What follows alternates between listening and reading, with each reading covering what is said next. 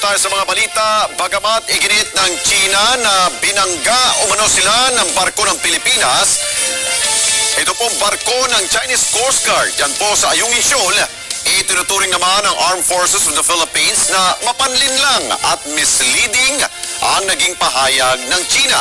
Kunin natin ang live report ni Madeline Villar ng Mads. Yes, Alex, nagkaroon umano ng banggaan malapit sa Ayungin Shoal sa West Philippine Sea kung saan ang sangkot barko ng China at ng barko ng Pilipinas. Pero sa ngayon, nananatili pa ring tikom ang bibig ng National Task Force for the West Philippine Sea patungkol sa isyong ito. Iniulat ng China Coast Guard na nagkabanggaan ang barko nila at isang barko ng Pilipinas malapit sa Ayungin Shoal sa West Philippine Sea. Ayon sa claim ng CCG, illegal umanong pumasok ang supply ship ng Pilipinas sa Renai Reef na bahagi ng kanilang Nansha Islands o Spratlys. Sinisisi ng CCG ang barko ng Pilipinas sa nangyari dahil nagbabala naman umano sila. Ang Renai Reef o Ayungin Shoal ay nasa 105 nautical miles ng Palawan at nasa loob ng 200 miles exclusive economic zone ng Pilipinas. Tumanggi namang magbigay ng pahayag ang Philippine Coast Guard sa claim na ito ng China. Gate ni Commodore J. Tariela, tagapagsalita ng PCG sa issue ng West Philippine Sea, wala sila sa posisyon para magbigay ng detalye sa issue dahil hindi naman ito Coast Guard operation. Sa panig naman ng Armed Forces of the Philippines, iginiit ni Colonel Cersas Trinidad, tagapagsalita ng Sandatahang Lakas, na hindi nila ididignify ang deceptive at misleading claim ng China Coast Guard.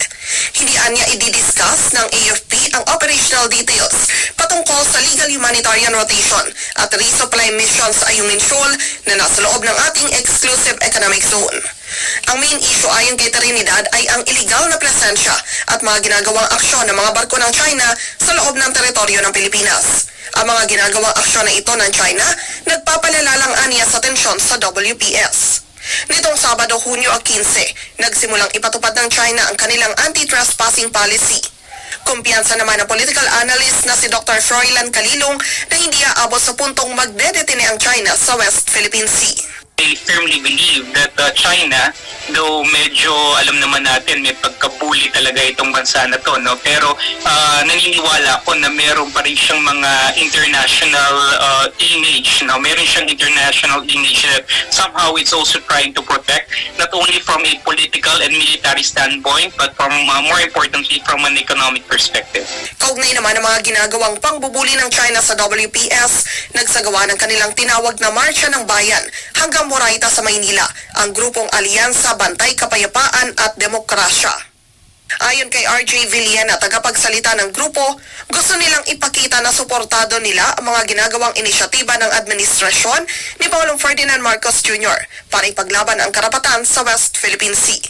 Nanawagan din sila sa mga Pinoy na magkaroon ng pakialam sa issue. Lamang po natin ay maipahayag ang ating sentimento, ang ating pagsuporta at bukawin po ang kamalayan ng bawat Pilipino na may ganitong kaganapan at dapat po tayong makialam at hindi po natin nahayaan na ibigay na lang sa hindi nararapat ang ating karapatan.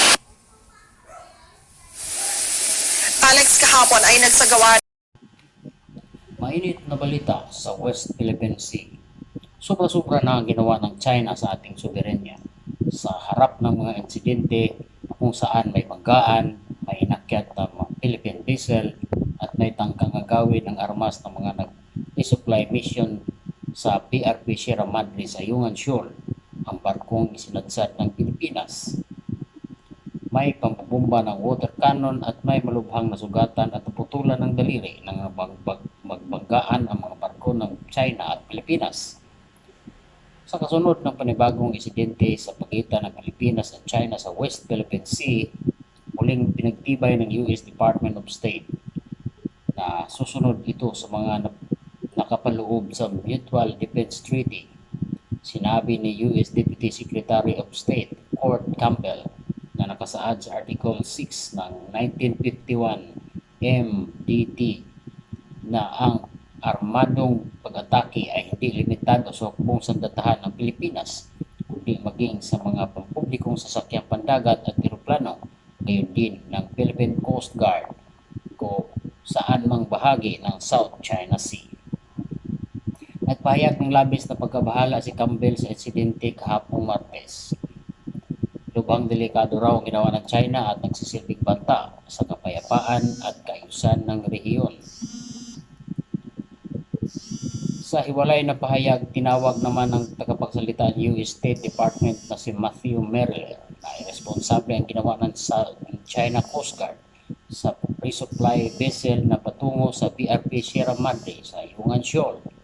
Kaniya, magpapakita lamang ito ng walang pakialam ang China sa kaligtasan ng mga Pilipino at sa batas pandaigdigan sa South China Sea. Muli nagpapasalamat kami sa Philippine Coast Guard sa pag-share ng mga video ng mga pangyayari pati na ang ibang mga sources ng infringement intended just support para malaman ng sambayan ng Pilipino. Courtesy to the Philippine Coast Guard and other sources for the shared videos, no copyright infringement intended. Panoorin po natin ang mga pangyayaring nagaganap sa West Philippine Sea at huwag kalimutang magbigay ng inyong komento at saloobin dito.